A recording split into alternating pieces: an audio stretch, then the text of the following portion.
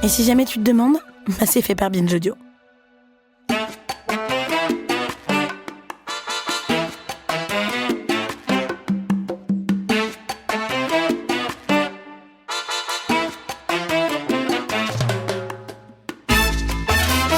Cette semaine, dans Chaud dedans, on va se replonger dans Friends. Mais dans Friends version mature. Qui n'a jamais rêvé de rejouer ces années de coloc, la version insouciante et plus jeune de nous-mêmes? Certains y pensent pour leurs vieux jours. Vieillir entre quatre yeux avec son conjoint? Non merci. Celles et ceux-là préfèrent vieillir entre potes. C'est d'ailleurs une petite tendance sociétale qui frémit, même si ça reste encore trop marginal pour être quantifié.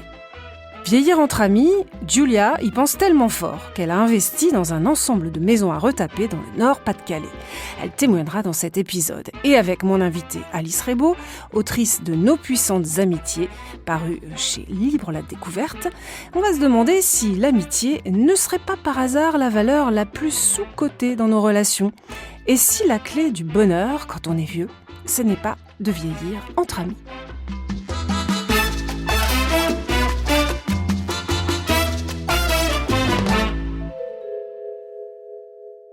Alors vous êtes très jeune pour y penser déjà, mais vous dites que le scénario de vieillir avec vos amis, ça vous tente aussi. Oui, c'est vrai. Bon, pour ma génération, c'est un peu difficile de se projeter dans la question de la vieillesse parce que donc j'ai 26 ans. Pour moi, c'est dans assez longtemps, mais on sait aussi que dans plusieurs décennies, les temps auront beaucoup changé avec le réchauffement climatique, les crises qui peuvent subvenir, s'annoncer. Donc c'est vrai que la question de la vieillesse n'est pas forcément la chose la plus aisée à envisager.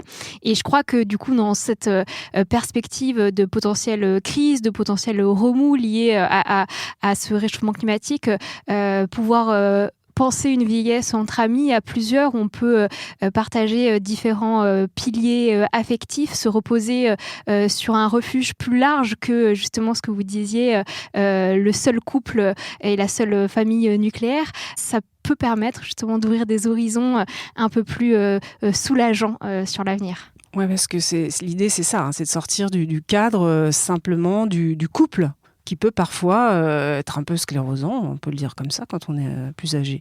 En tout cas, je crois qu'aujourd'hui, nos sociétés contemporaines se construisent vraiment autour du couple romantique, qui est censé être un peu la quête prioritaire d'une vie, autour de cette image de la famille nucléaire, un papa, une maman, des enfants, dans son pavillon individuel, au risque finalement aussi de créer une forme d'isolement aussi. Je crois que ces sociétés beaucoup plus atomisées fabriquent de la solitude qui peut se vivre à tous les pans de la vie, mais peut-être encore plus au moment du grand âge, quand on arrive au-delà de la cinquantaine, de la soixantaine, et que les enfants sont partis du foyer. Potentiellement, on peut perdre son conjoint. Je dis conjoint parce que c'est souvent dans ce sens-là que ça se passe, puisque les femmes vivent généralement plus longtemps que les hommes et peuvent donc se retrouver seules. Donc c'est vrai que se reposer simplement sur ce seul rempart qu'on nous présente comme souhaitable de la famille nucléaire, du couple, c'est pas toujours aussi idéal qu'imaginé. Alors les expériences de vie en collectivité se multiplient. Il y en a une qui est sortie de l'utopie pour devenir une réalité. C'est la maison des Baba Yaga à Montreuil. Baba Yaga, on le rappelle, ça veut dire sorcière, un nom comme un manifeste en fait.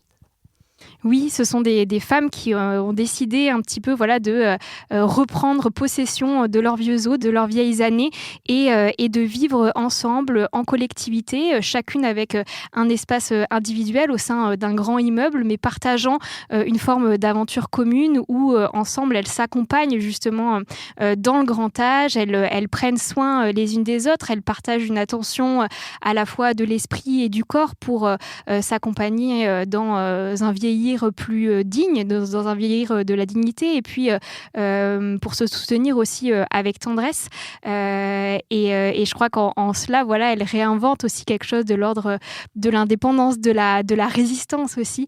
Ces femmes qui vivent entre elles et qui font un petit peu figure de sorcières, puisque c'est ce que veut dire aussi Baba Yaga.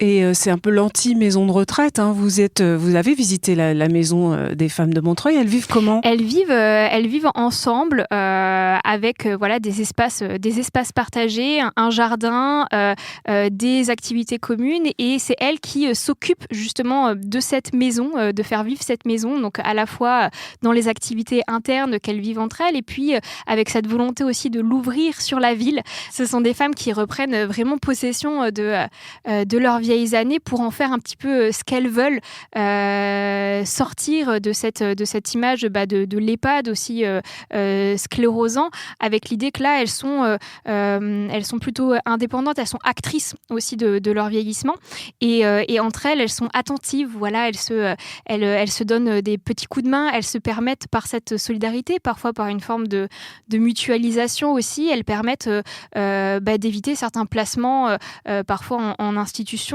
qui sont parfois précipités, avec cette idée que parfois la seule solidarité, le fait de vieillir entre copines, parce que c'est aussi ça, qu'elles expérimentent une forme d'amitié très forte qui s'est créée entre les résidentes, que cela peut permettre d'éviter justement des placements trop précoces.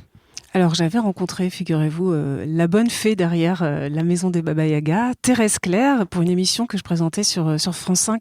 C'était vraiment une femme incroyable, hyper cash, hein, limite brusque, no bullshit en fait, hein, mais qui a transformé la vie de ses amis. Alors j'avais été bluffée effectivement par l'atmosphère, le côté communauté, la solidarité, la personnalité des habitantes de la maison des femmes. Autre particularité de la maison des Baba Yaga, c'est qu'elles ont choisi de vivre sans les hommes. Pourquoi ? Thérèse Claire disait déjà qu'il y avait cette volonté d'une non-mixité aussi pour donner la possibilité à des femmes plus précaires d'avoir accès à un logement digne, puisque la maison des Baba Yaga est un logement HLM, du coup sous conditions sociales, sachant que les femmes sont dans la vieillesse beaucoup plus précaires que les hommes, aujourd'hui encore avec des retraites beaucoup plus basses que les hommes. C'était donc un vrai projet féministe et social derrière cela. Et puis il y avait cette idée que étant donné le fonctionnement de nos sociétés encore, de la charge du soin qui repose beaucoup encore sur les femmes, il y avait cette volonté de se dire que si on faisait entrer aussi des hommes dans la maison, éventuellement les femmes devraient rejouer encore ce rôle de care. Il faudrait s'occuper des hommes. Devraient s'occuper des hommes, en effet, et que il y avait cette envie d'avoir une fin de vie tranquille, comme elle dit, à pas forcément s'occuper des hommes justement et à s'occuper d'elles-mêmes et à vivre pour elles-mêmes. Alors on n'a pas toute envie de se passer d'hommes, mais en revanche ce qui est sûr, c'est que en France, 2/3 des personnes âgées de plus de 75 ans sont des femmes. Donc elles vont probablement en effet être très nombreuses à finir leur vie sans leur conjoint. D'ailleurs dans votre livre, vous citez aussi Chloé Delhomme qui a écrit dans Le cœur synthétique: il y a plus de femmes que d'hommes dans ce pays et les hommes meurent en premier. On a de grandes chances de finir seul si on compte sur eux. Donc, mieux vaut finir entre copines. Oui, quand on le pense comme ça, finalement, ça paraît assez limpide. Nos copines, nos amis sont peut-être notre meilleur plan retraite, plutôt que de s'imaginer couler des vieux jours à deux, sachant que ça pourra potentiellement ne pas exister. Et puis, je crois que ce que ça raconte aussi, c'est ces pourcentages que vous donniez là de la proportion de femmes âgées, puisque les vieux en France, en fait, sont des vieilles. Je crois que ça montre vraiment que la question de comment on va vieillir, comment on peut faire solidarité dans le grand âge, c'est vraiment un enjeu féministe de premier plan. Et puis alors, il y a aussi des avantages écologiques et économiques à vivre en communauté comme ça. Oui, en fait, je crois que vraiment penser notre habitat, notamment à l'échelle d'un groupe d'amis, plutôt qu'à l'échelle de la famille nucléaire, du duo tel qu'on nous encourage à poursuivre et à créer nos vies, ça peut permettre de penser des organisations parfois moins absurdes qui peuvent répondre aussi à certains enjeux écologiques. Une autrice que je cite au sein de l'ouvrage montre bien que à chaque personne ajoutée dans une maisonnée, c'est 6% d'émissions de gaz à effet de serre en moins, donc c'est vraiment pas négligeable. Et puis c'est l'idée que voilà, en sortant du seul pavillon individuel, on peut éviter cette démultiplication d'équipements individuels comme avec voilà le lave-linge par maisonnée, la tondeuse qu'on ne sort pas tous les 4 matins. Et puis voilà, du coup, les personnes que j'ai rencontrées et qui vivent entre amis, qui repensent l'habitat entre amis, repensent justement cette mutualisation des biens, parfois la mutualisation aussi des finances. Vous parliez de la question économique. Les personnes que j'ai rencontrées qui décident de vieillir ensemble repensent de manière vraiment très politique la mise en commun des finances avec cette idée. Voilà, j'ai rencontré 12 amis qui justement ont racheté une propriété en Ille-et-Vilaine et chacun n'avait pas les mêmes revenus, les mêmes niveaux de vie, mais ils se sont dit voilà, on apporte le pécule que chacun aura avec la vente de son logement actuel, et même si c'est déséquilibré, en fait, on vient lisser les déséquilibres salariaux qui auront pesé sur l'ensemble de nos vies, en se disant voilà pourquoi finalement un ouvrier aurait gagné 4 fois moins qu'un cadre et peut-être un petit peu plus qu'un intermittent. Voilà, c'est ces questions-là très politiques aussi qui s'insèrent dans cette manière de repenser l'habitat. On commence à voir des expérimentations d'ailleurs. Ça s'appelle entre autres les maisons de partage en France. Alors, on se dit aussi quand même, il faut s'y prendre à l'avance. Si on a un projet comme celui-là, un projet immobilier comme ça s'improvise pas. Et pour le financer, les banques peuvent peut-être tiquer aussi. Si on s'y prend trop tard, on sait que c'est plus compliqué d'emprunter. Ouais, je pense que toute notre politique du logement vient un petit peu entraver aussi ces manières de penser d'autres façons d'habiter, mais au-delà d'autres façons de vieillir ensemble collectivement dans des collectivités choisies. Aujourd'hui, les personnes qui ont ces projets justement d'habitat plus participatif peinent beaucoup à voir émerger ces projets-là. Dans le Tarn-et-Garonne, il y a une dizaine de femmes qui tentent depuis 8 ans maintenant de créer un habitat participatif et qui se heurtent à tout type d'obstacles administratifs, bancaires, immobiliers aussi, parce que en fait, aujourd'hui, avec cet idéal de la famille nucléaire, tous nos logements en fait sont pensés pour la famille nucléaire et pas tellement pour des possibles à plusieurs. Et je crois que vraiment ça empêche justement de penser d'autres plans, qui pourraient être parfois plus joyeux, parfois plus émancipateurs aussi. En tout cas, de l'idée à la réalisation, il y en a qui à 50 ans franchissent le pas. C'est le cas de Julia, que je connais depuis des années. Julia, donc, qui a 51 ans, un fils de 16 ans, et elle a décidé d'acheter un ensemble de bâtisses dans le Nord-Pas-de-Calais, précisément parce que plus tard, elle aimerait bien vieillir avec ses amis. Bonjour Julia. Bonjour Claire. Raconte-nous tout projet. Tu as acheté une maison pour vivre à plusieurs. C'est un projet culturel, mais aussi une maison où tu te vois bien vieillir en collectivité. Oui, tout à fait. Donc, on est un collectif de 10 personnes aujourd'hui. On a des âges assez différents parce que le plus jeune a 28-29 ans et le plus âgé autour de 60. Mais le projet est né avant tout d'un constat de se dire qu'on souhaite une société différente et on n'a qu'à le fabriquer, en fait. Essayons de fabriquer nous-mêmes la société qu'on souhaite. Essayons de être nous, les personnes qu'on souhaite, parce que ça demande un changement personnel très fort, parce en tout cas, vivre en collectif, on ne sait pas le faire. On en a envie, on y inspire, mais quand on s'y colle, ça demande une volonté de se changer soi. Et tu as déjà fait le casting, entre guillemets, tu t'en as parlé à des amis à toi ? Oui, j'en ai parlé à des amis à moi. C'est une recherche qui date depuis quelque temps. Ça a pris presque 8 ans. Ah oui, quand même. C'est tout nouveau. Hein. Là, on a les clés de cette maison depuis fin août, donc c'est vraiment très récent. Mais disons que ça mûrit au moins depuis très très longtemps. Et ça s'est concrétisé juste là. Et on est passé par différentes étapes et surtout plein de membres différents. Et ce qui a déclenché le projet, c'est que j'ai trouvé cet endroit idéal et que j'ai eu la possibilité de l'acheter avec l'aide de ma famille. Et donc, il y a une société civile immobilière qui a acquis le lieu et avec la possibilité, donc pour les membres de l'association et du collectif, on a monté une association collectif et les membres ont la possibilité d'acheter des parts une fois que le projet sera bien stabilisé. Et comment tu envisages l'avenir alors dans cette communauté de 10 personnes ? Alors aujourd'hui, la maison est déjà très accueillante et on peut l'habiter à plusieurs, ensemble. Mais chacun aura son espace ? Comment ça va se passer ? Alors pour le moment, oui, chacun a sa chambre. Et après, on a des espaces communs. On a aussi un dortoir, on a une très grande salle commune, on a des ateliers, il y a des gîtes, déjà des appartements. Et puis, il y a énormément d'espaces qui attendent d'être investis.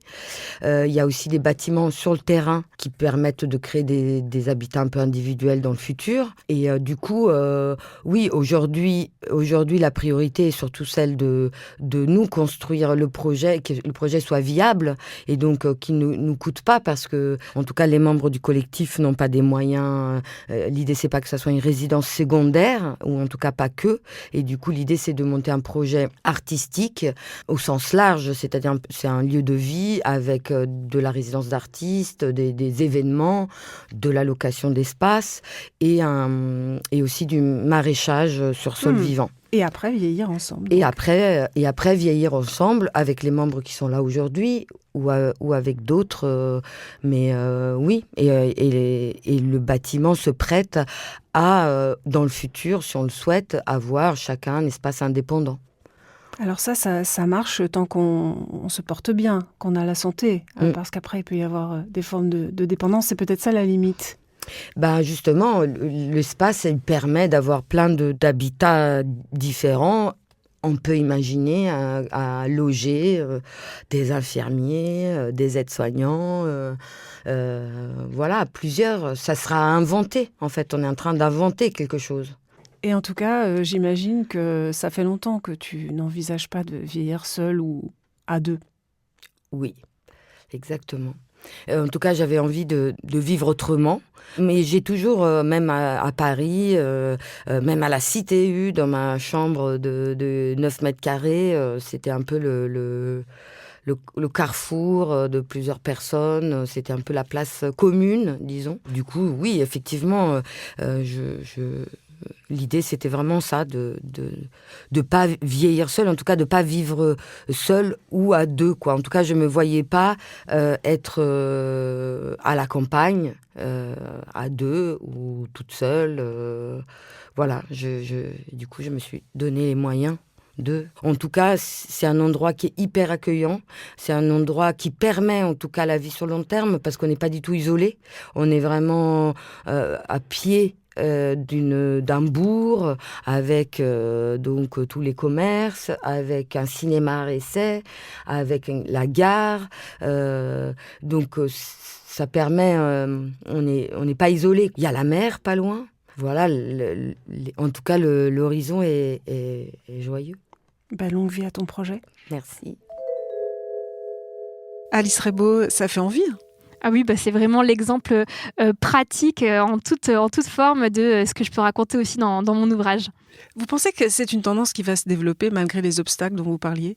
C'est difficile à dire de présager du futur et puis surtout parce que voilà, aucun patron, aucun modèle nous est encore proposé justement pour penser ce vieillir ensemble. C'est vrai que souvent c'est quelque chose qu'on évoque sur le ton presque un peu de la blague entre amis.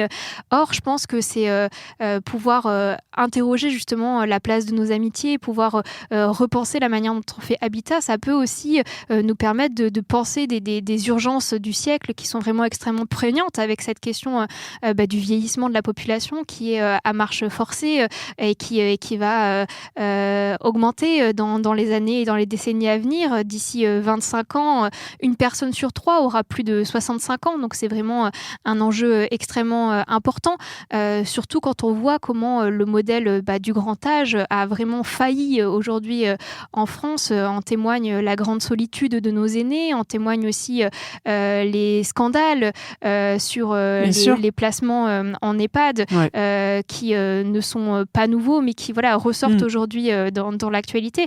Et je crois que on gagnerait à pouvoir penser d'autres plans pour nos vieux jours. Alors au-delà du vieillir ensemble, Alice Rebaud, votre livre traite des amitiés, donc qui sont, dites-vous, très sous-cotées, qui apparaissent loin finalement dans l'ordre hiérarchique, derrière le couple et les enfants, et vous questionnez ça, vous. Oui, nos amitiés, ce sont des liens qui seraient supposés devoir passer au second plan une fois arrivés à l'âge adulte, des liens qu'on pourrait un petit peu sacrifier pour davantage investir la cellule du couple, la cellule de la famille biologique.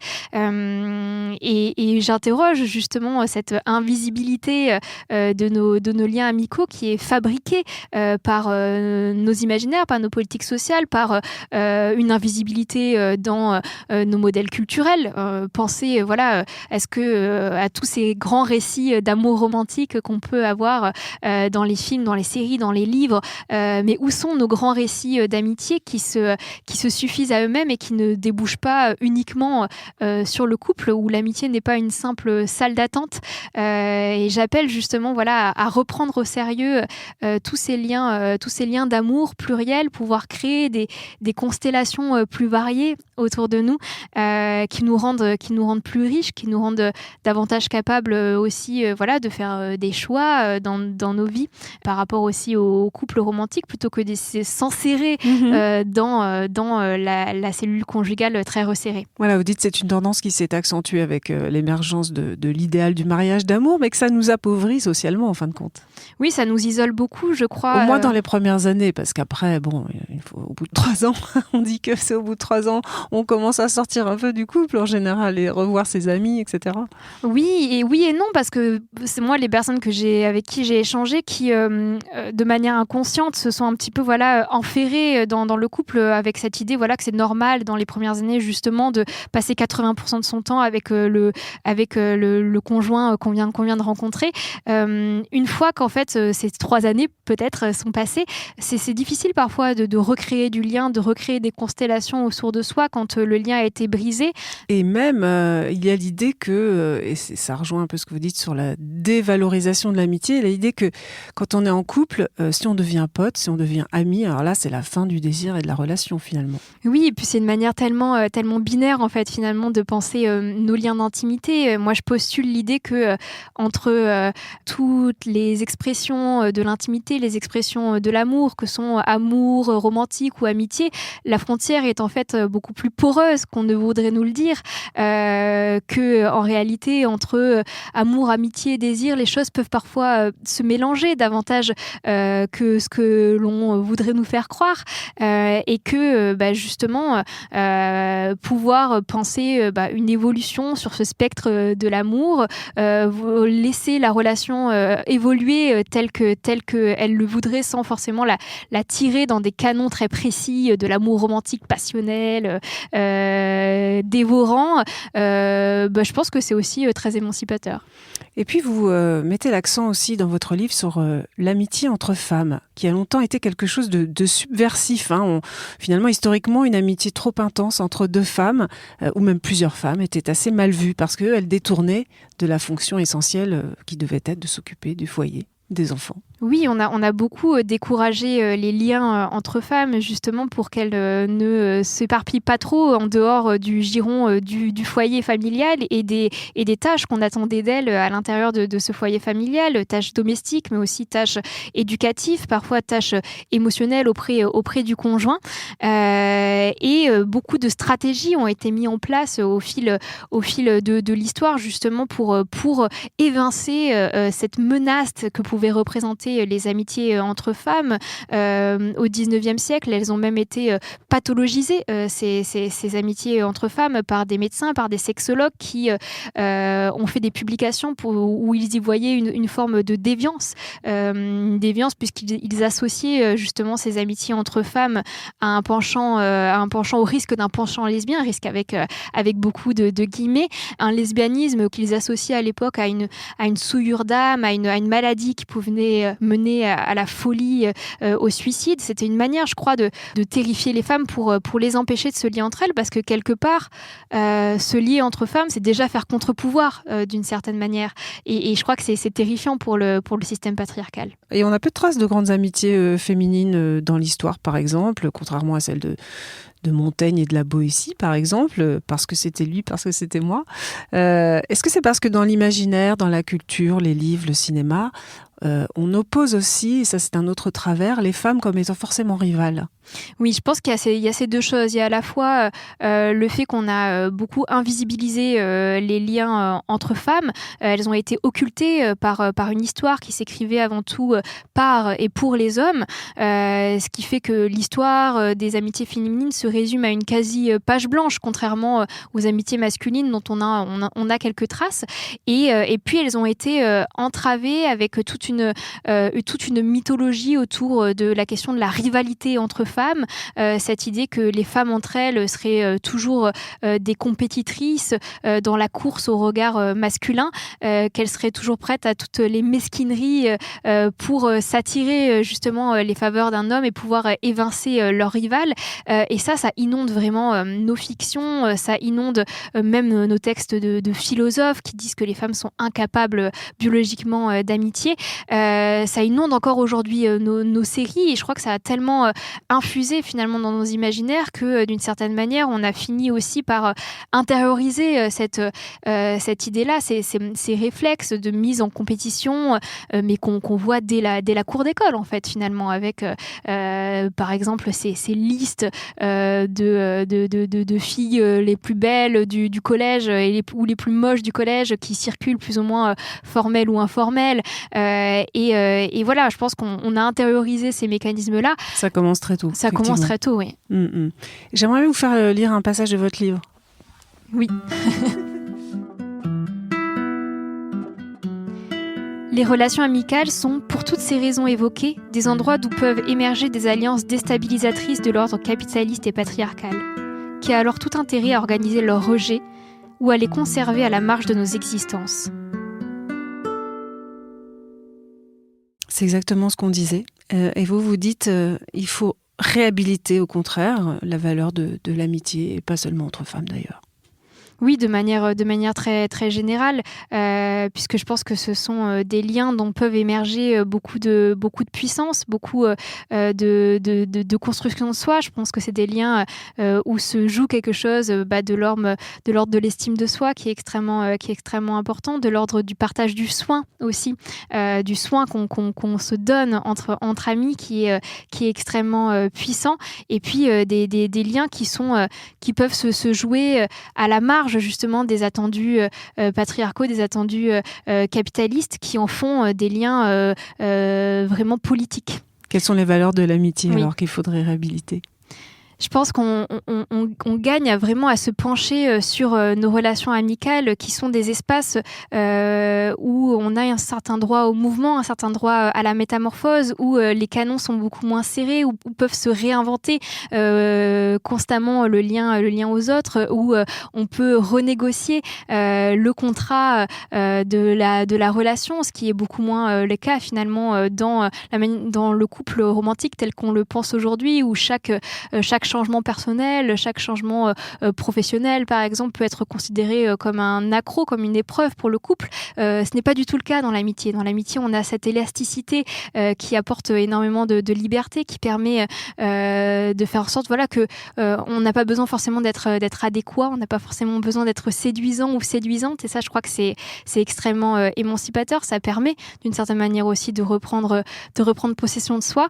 Et puis, il y a aussi dans nos amitiés quelque chose de l'ordre de l'inutilité, qui je crois est aussi extrêmement puissant. C'est-à-dire que nos amitiés souvent ne servent à rien et ne servent rien non plus.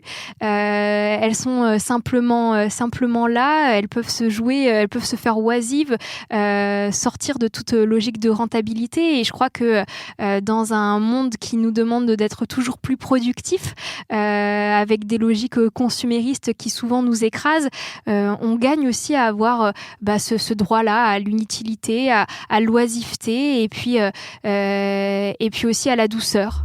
On a le droit à la douceur.